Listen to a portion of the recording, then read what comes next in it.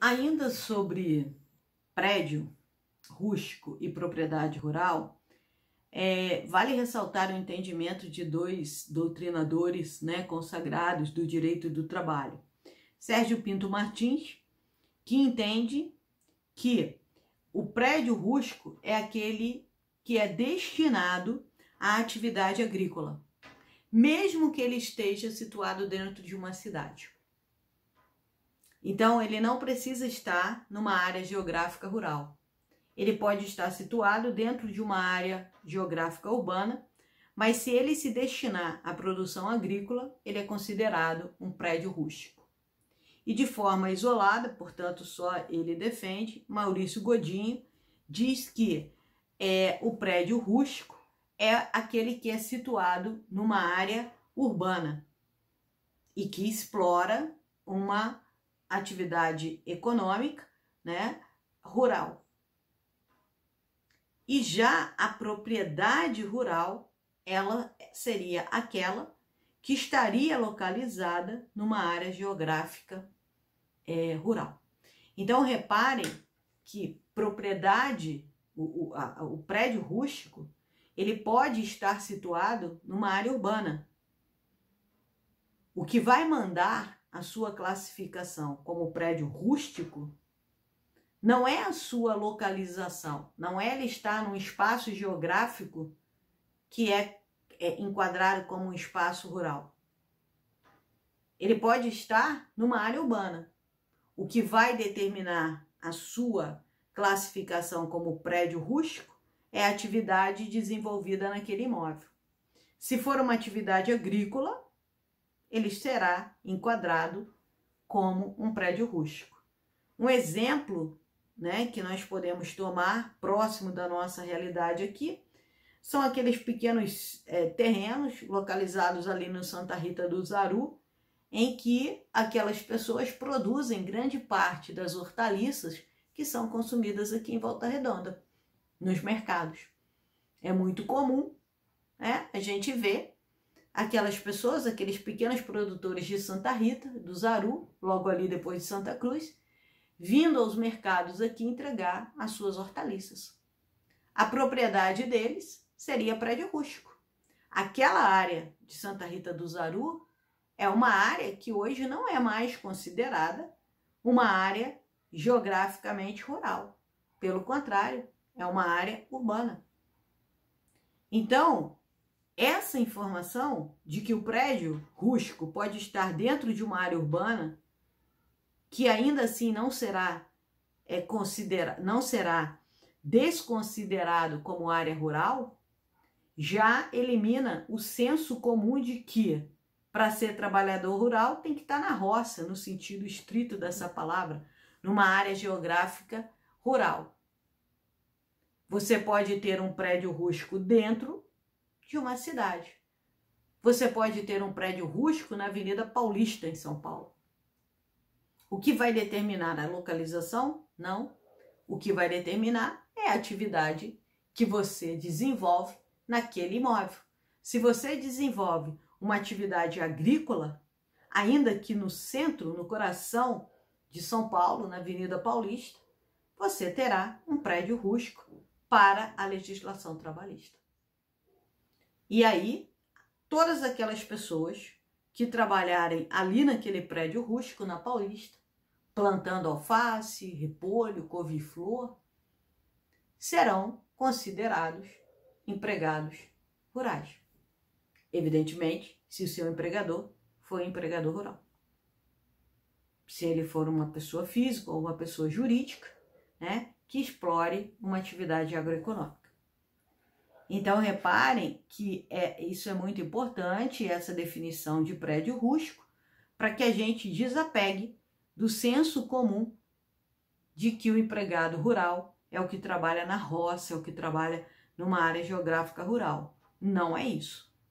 E, portanto, essa diferenciação de propriedade rural e prédio rústico, ela é bastante pertinente para que a gente consiga compreender que a localização do imóvel não é fator determinante para a configuração de um trabalho, de um emprego rural. mas sim a atividade, né, e o empregador. Tá certo? Bom, o empregador rural, como nós dissemos, ele é uma pessoa física ou jurídica que pode ser proprietário ou não do imóvel, né, que explore a atividade agroeconômica.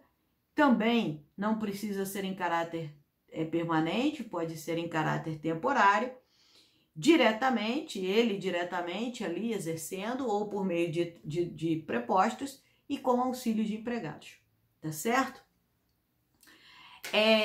Nós temos que a exploração industrial em estabelecimento agrário, tá certo? Então, a exploração industrial em estabelecimento agrário não compreendido na CLT também será considerado como um trabalho rural. O parágrafo 4º do artigo 2º, que regulamentou do decreto 73626 de 74, esse decreto ele regulamentou a lei do rural, tá? Ele elucida essa questão do que seria isso, Rosali, essa exploração industrial em estabelecimento agrário que não está compreendido na CLT. Reparem o que diz o artigo 2º desse decreto. Considera-se empregador rural, para os efeitos deste regulamento, a pessoa física ou jurídica, proprietária ou não, que explore atividade agroeconômica em caráter permanente ou temporário, diretamente ou através de prepostos e com auxílio de empregados, né? Então tem que ter empregados. Parágrafo 3º. Inclui-se na atividade econômica referida no caput, ou seja, na atividade agroeconômica deste artigo, a exploração industrial em estabelecimento agrário.